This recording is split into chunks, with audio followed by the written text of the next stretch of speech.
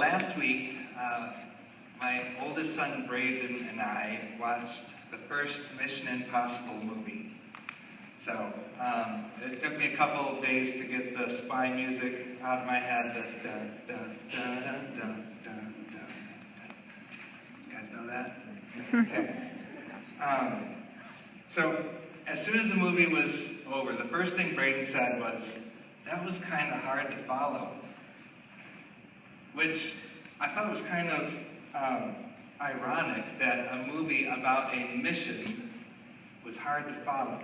Because if you give somebody a mission, you want them to be able to follow it. If an organization has a mission statement, they want it to be something that their members will be able to follow and apply. So, how can they choose to accept their mission if they don't get what that mission is? If you're here Sunday morning with us, I talked about how I graduated with an engineering degree, and then it took me a year before I got an engineering job. Well, in that meantime, in that year, I got a job as a contract lab technician at this small chemical company that worked with lubricants. And we had it is a global company, a very small division. And we had a very global group in my department. It was small. My direct supervisor was from Germany. He was an engineer. There was another engineer who was from Japan, and he focused on business side of things. There was a chemist from Italy. And then my fellow lab technician was from downtown Detroit. So we had a very diverse group, and of all the different ways we talked, I think the Italian chemist had the thickest accent, and he mumbled, which made it really hard to understand what he was saying at times. So at one point, I was running some tests in the lab for the Italian chemist. And there was lubricants, we were running different mechanical tests and corrosion tests. And one day he was in the lab with me, and I asked him, "Oh, what's the point of these tests? What's the application of this product that we're working for?" And through his thick accent and mumbling, his message was loud and clear. He said, "You're just a lab technician. You don't need to know. You just run the tests." So, how do you think that affected my work morale? How do you think that made me want to help this guy out? Didn't help that. So, the point is, it's good to know what your goal is. That helps with a lot of things if you know what you're working towards. Can you guys relate to wanting to have a goal with something? You ever have a hard time working on something that you don't have a clear picture of what it's for? Or if your professor assigns suggested readings or suggested homework that's not going to be graded, it's not going to be covered on a test, would anyone do it? No. It's like a waste of time, unless you were really interested in that subject or something.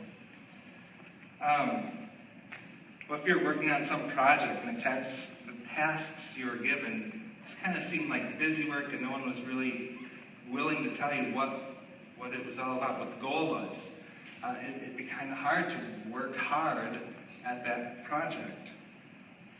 Or the mission of an organization.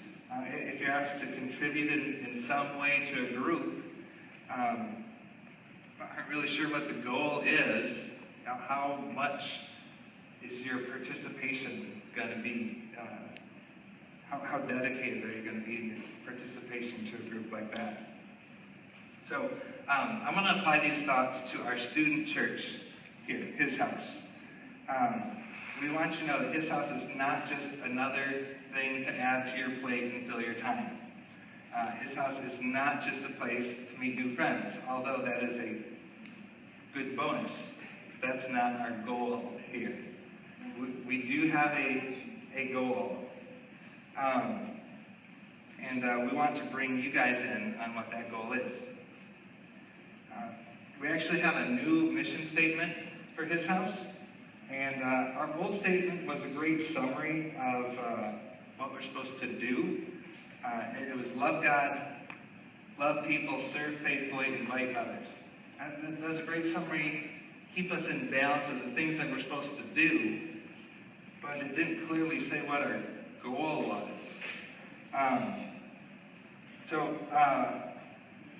It didn't take us anywhere. So this summer I got alone. I spent some time alone with God and really asked Him, what should our mission be here? What should that be focused on? And here's what I came away with from that time with God. Our new mission statement for His House here in Saginaw. Our mission is to partner with God to cultivate lifelong, life-changed disciples of Jesus.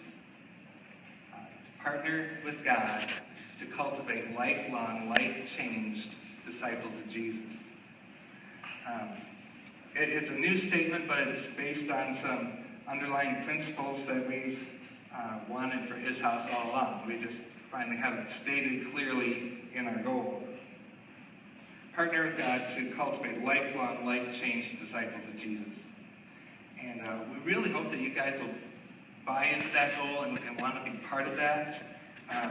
So we're going to start a short message series beginning tonight that kind of expands on that. And tonight we're going to talk about the idea of discipleship, since that's really the bottom line of our mission and our goal. I'm going to ask for a couple volunteers. First volunteer needs to be someone with an iPhone and you know that we've texted back and forth before. Who would that be? And all right. Do you have it with you? So, while Hannah is getting her phone, she's going to turn it on, turn the sound on. I'm going to send her a couple iMessages. This is just a little demonstration. I need another volunteer. It can be anyone. Okay. Come here. So, get my phone ready too. Grant, I want you to follow me. Okay? So,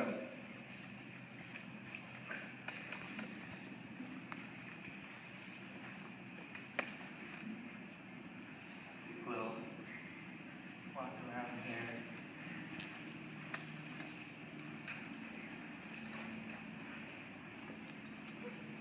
Hang on a moment while I send Hannah a message.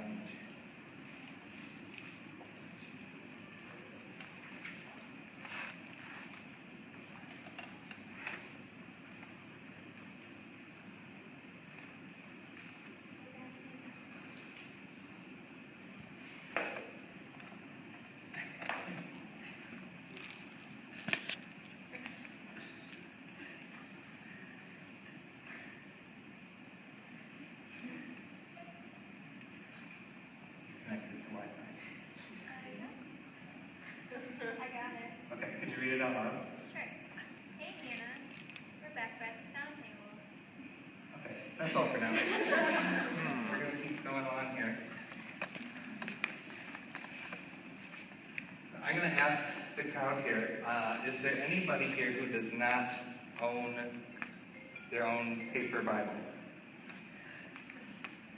Anyone here that does not have a Bible? Or anyone who left theirs at home, didn't bring it to school with you, or forgot theirs tonight? Okay.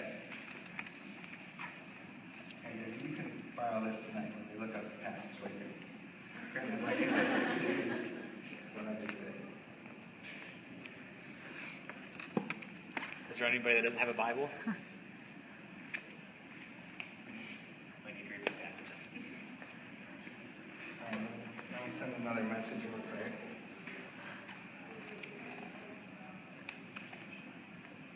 I need to. No, you can.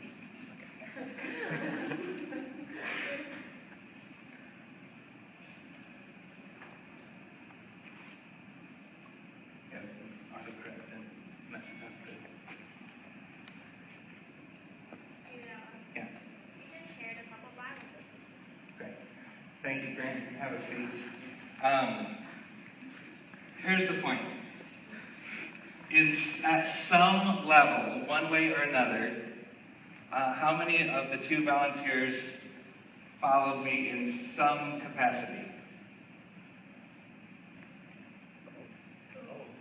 Both of them did, right? When we think of following in terms of social media, basically that means we click a button and then some of their posts come up on our newsfeed.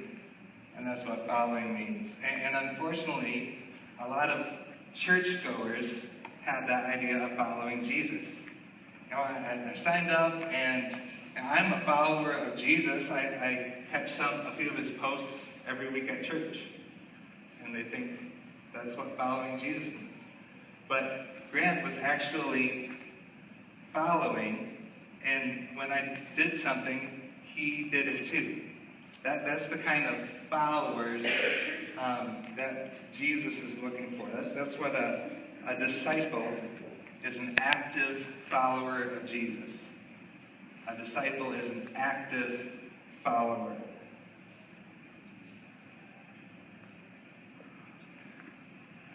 So, since our goal here at His House is to make disciples of Jesus, let me give you a quick sampling of what comes along with being a disciple. So actively following Jesus, there's a big list here. Actively following Jesus comes with blessing, godly fruit, love, joy, and freedom, but also with self-denial and persecution.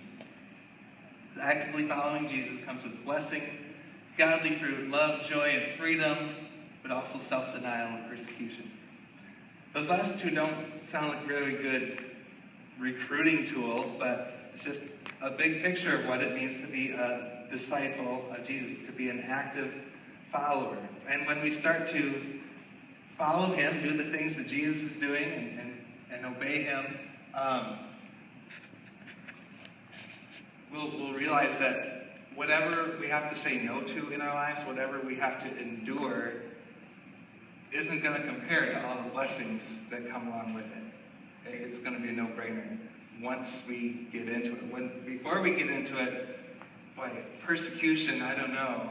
I don't know if I want to start that. But as you experience it, you'll see the benefits there. But these blessings are not the main reason why we chose discipleship as our goal. Why is discipleship our main goal? It's probably the same answer behind most churches' mission statements. The Great Commission talks about it, and we're going to look at that. It's found in Matthew 28, verses 18 through 20. I want you to turn there even if you memorize it and know it backwards and forwards and inside out. Matthew 28, verses 18 through 20. And you can follow along on a Bible app if you don't have a paper Bible with you. These are Jesus' final instructions to his followers before he ascended into heaven.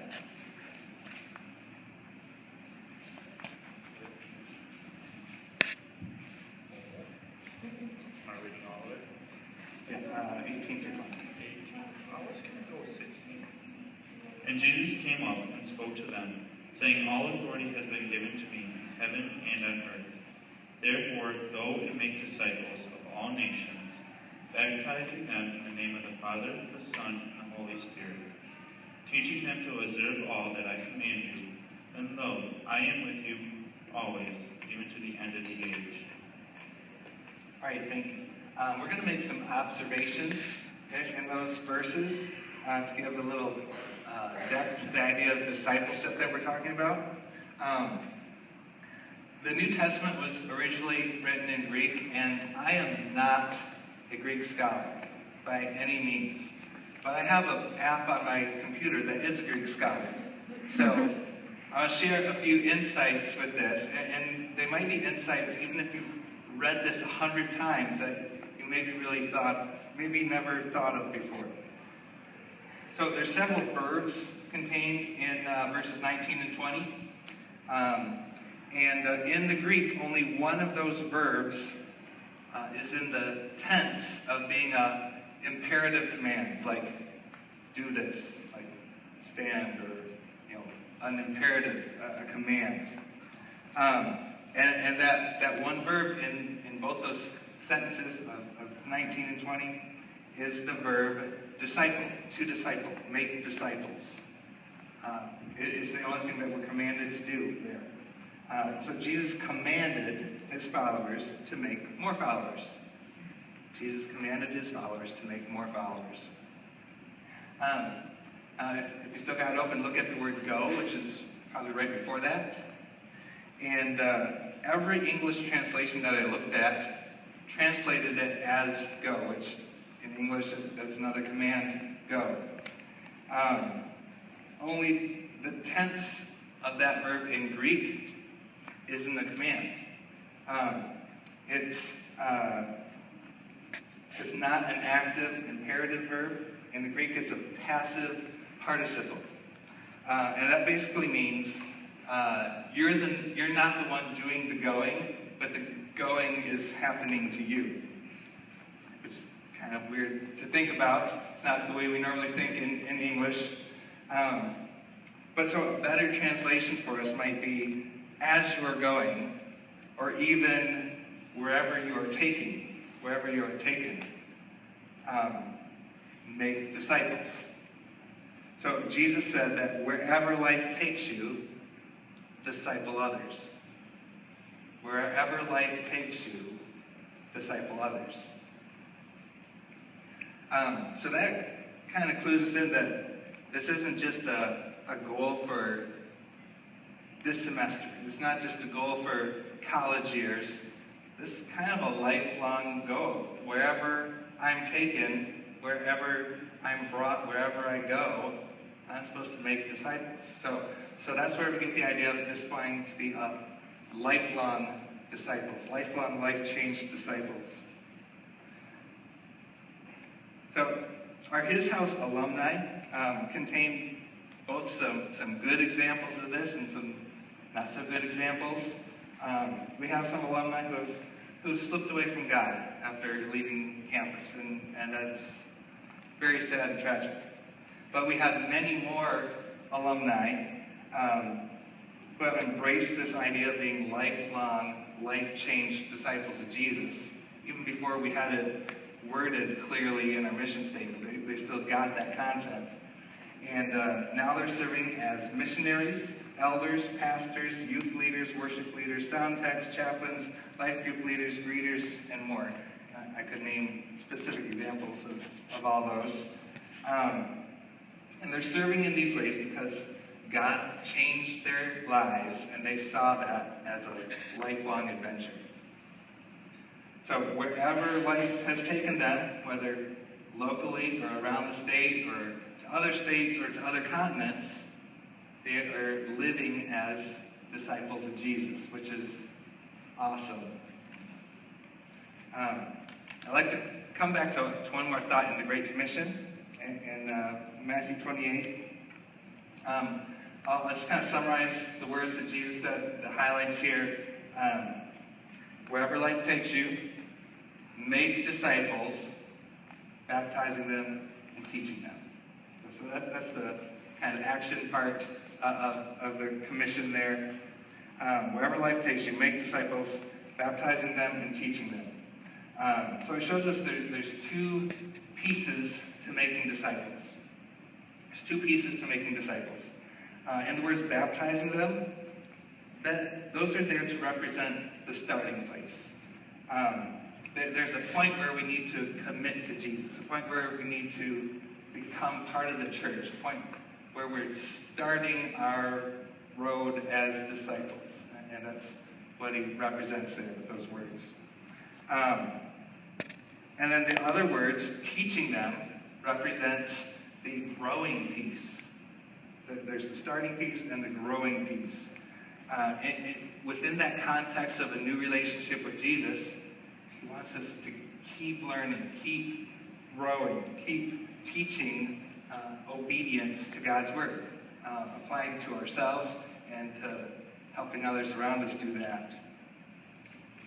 So one piece without the other, and you would end up with lifelong, life-changed disciples. So what's your role in all this? I mean, that's great for a goal for a church, but what about me? What about you as individuals? And I'd like all of us to picture ourselves in the middle of this discipleship thought. Even if you're at the very beginning of it, picture yourself in the middle as cultivating disciples on a personal level involves both becoming disciples ourselves and helping others become disciples. So there's always going to be, I'm growing myself and I'm helping others. Even if you're right there at the starting line or you've been doing it for decades, there's always going to be both pieces to that.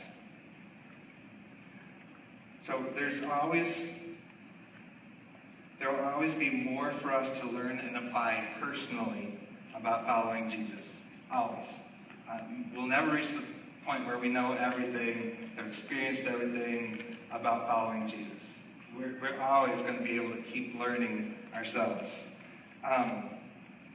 So don't think that there's a certain level we need to reach before we start telling others about Jesus. Whatever we have learned, we can share that with others, even if that's at the starting line. Hey, I went to this place and it was really cool and I'm kind of excited about God. Okay, share that with someone else. So there's no point that we have to progress to before we need to start that. All it takes is a person who's learned something about following God and another person who's willing to learn that something. That's discipleship. So your role in the goal, as you learn and grow in following God, share that with someone else. As you learn and grow in following God, share that with someone else. Whatever level that may be. Pretty simple, but if we start to do that, it would make a big difference in the people in our lives. Everyone here can do that. Each one of you can do that. And it can be like discipleship. Sometimes we think of a formal discipling relationship, and those are great, and I highly recommend those. And maybe kind of a goal to get there. But as a start, it can be as simple as, hey, I learned something at church today. It applies right to my life. Or I was reading the Bible and I learned something about God that I never thought about before. Or maybe God's really been challenged me in this area of my life and I've been ignoring Him and I'm finally starting to listen. And just whatever you're learning from God, bring someone in on that. So whatever God has been showing you, share it with someone and get that discipleship ball rolling. So, just a short message, intro tonight. Your challenge is to do this at least once in the next week. You can handle that, right? Do this at least once in the next week. This week, pay attention to what God's showing you, then find someone to tell about it. Pay attention to what God's showing you, and find at least one person to tell about it. So over the next week, that could be a roommate tonight, it could be a classmate tomorrow, it could be a family member this weekend over Labor Day break. Pay attention to what God's showing you, and find someone to tell about it. So again, we're gonna unpack a little more of this mission statement over the next couple of weeks. Next week, we're going to look at the idea of cultivating, and sometimes talking about making disciples might seem a little cold or something. So it's something we want to cultivate, and it's a process. And the week after that, we're going to explore the idea of partnering with God. Like, How do we partner with God? What's God's role? What's my role? How do we figure that out? So, our mission, if you choose to accept it, is to partner with God to cultivate lifelong, life-changed disciples of Jesus. Let me pray.